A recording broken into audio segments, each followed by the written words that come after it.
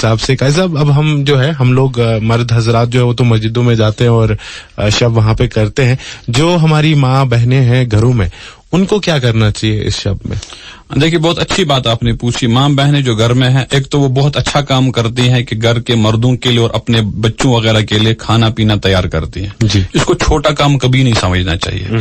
آپ کے تیار کیے ہوئے کھانے سے جب ایک روزے دار افطار کرتا ہے تو انشاءاللہ آپ کو ثواب ملے گا اس کا, اور بہت زیادہ ثواب ملے گا. وہ سحری کرتا ہے تو اس کو دل جمعی کے ساتھ مردوں کو بھی چاہیے اس میں تعاون کریں, لیکن اس کے علاوہ کھانا پکانے کے علاوہ جو آپ کا وقت ہے تو اس کو نمازوں میں گزارنا چاہیے. تراویح تو آپ پابندی سے پڑھتی ہی ہیں, آپ فرائض کی پابندی بھی کرتی ہیں, تلاوت کریں, ذکر و اذکار کریں. البتہ اس شب میں ہماری بہت ساری بہنیں وہ ہوں گی جو اپنے آزار میں ہوں گی, وہ روزہ نہیں رکھ پاتی اور نمازیں شریعت نے ان کو معاف کی ہے, یعنی ماہوار عذر میں ہے, تو ان کا بھی بڑا شوق ہے کہ ہم عبادت کریں. تو دیکھیے ان کو ہم بار بار عرض کرتے ہیں کہ عام جو خواتین ہیں جو روزہ رکھ رہی ہیں, نمازیں پڑھ رہی ہے, تو نمازوں کا اہتمام کریں, نوافل کا اہتمام کریں, تلاوت کا اہتمام کریں. لیکن وہ ہماری بیٹیاں بہنیں جو اس شب میں نماز نہیں پڑھ پاتی ہیں اپنی ماہوار عذر کی وجہ سے, تو وہ بھی وضو کریں, مصلی بچھائیں یعنی جائے نماز بچھائیں اور اس پر بیٹھیں اور بیٹھ کر خوب دعا مانگیں. تسبیح اگر موجود ہو تسبیح ہاتھ میں لے کر اللہ اللہ, سبحان اللہ, لا الہ الا اللہ, استغفر اللہ, درود شریف, جو بھی دعائیں آپ کو یاد ہیں, جو بھی تسبیحات آپ کو یاد ہیں, اور خوب گڑ گڑا کے اللہ سے دعا مانگیں. دیکھیے تلاوت آپ نہ کریں, نمازیں آپ نہ پڑھیں, لیکن یہ دعائیں کریں, یہ تسبیحات کریں, یہ درود اذکار اطمینان سے کریں اور مصلی پر بیٹھ کے کریں. آپ کا مصلی پر بیٹھنا کوئی جرم نہیں ہے, کوئی گناہ نہیں ہے, آپ کا وضو کرنا بھی درست ہے. بس آپ کو شریعت نے کہا آپ نماز نہ پڑھیں, ہمیں آپ کی یہ حیات نماز کے بغیر ہی قبول ہے. اس لیے اگر آج کی رات کوئی ایسا عذر ہے تو اس کو ضائع نہیں کرنا چاہیے, اور اپنے فون کے ساتھ وقت ضائع نہ کریں, نہ وہ جو نماز پڑھتی ہیں اور نہ وہ جو نماز نہیں پڑھتی ہیں, بلکہ پوری رات کو وہ حضرات ان نمازوں میں صرف کریں. اور یہ ہماری بہنیں دعا میں, ذکر اذکار میں, تسبیحات میں لے دے کہ آپ لمبی تسبیح پڑھ لیجئے, 1000 درود شریف پڑھ لیجئے, 1000 لا الہ الا اللہ پڑھ لیجئے, 1000 کے قریب, یہ میں نے 1000 ایک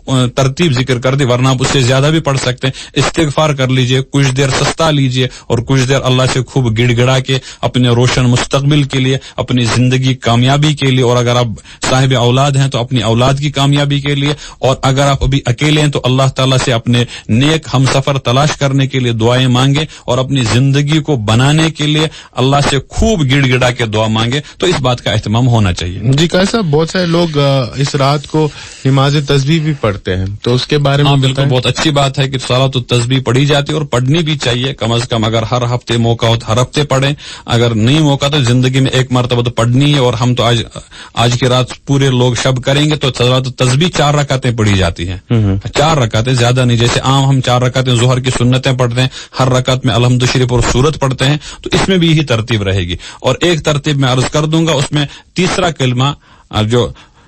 کلمہ جو ہوتا ہے وہ پڑھا جاتا ہے, وہ آپ پڑھیں. اس میں یہ ہر رکعت میں 75 مرتبہ ہونا چاہیے. جب آپ نماز باندھیں گے اللہ اکبر کہیں گے اور اس کے بعد ثنا پڑھیں گے سبحانک اللہم, سبحانک اللہم مکمل کرنے کے بعد 15 مرتبہ آپ اس تیسرے کلمے کو پڑھ لیجئے, 15 مرتبہ. اس کے بعد الحمد شریف پڑھیے, پھر سورت پڑھیے, اور سورت مکمل کرنے کے بعد پھر 10 مرتبہ اور پڑھ لیجئے اس تیسرے کلمے کو. تو کھڑے کھڑے یہ 25 مرتبہ ہو گیا. اس کے بعد آپ رکوع میں جائیے, رکوع کی تسبیح پڑھ لیجئے, اور رکوع کی ہی ہیئت میں اس کو اور 10 مرتبہ پڑھنا ہے. رکوع کی شکل ہے, رکوع میں آپ نے تسبیح پڑھی, اس کے بعد 10 مرتبہ ہو تو یہ 35 ہو گیا. پھر آپ سمیع اللہ لمن حمدہ کہہ کر کھڑے ہو جاتے ہیں, یا ہماری بہنیں کھڑی ہو جاتی ہیں, تو کھڑے ہونے کی شکل ہے, ہاتھ آپ کے کھلے ہوئے ہیں, تو وہاں آپ کو اور 10 مرتبہ پڑھنا پڑے گا. تو یہ 45 مرتبہ ہو گیا. پھر اللہ اکبر کہتے ہوئے سجدے میں جائیے, یہ پہلا سجدہ ہے. اس میں آپ 3 مرتبہ, 6 مرتبہ, 7 مرتبہ, جتنی مرتبہ آپ کو سجدے کی تسبیح پڑھنی ہے سبحان ربی الاعلی.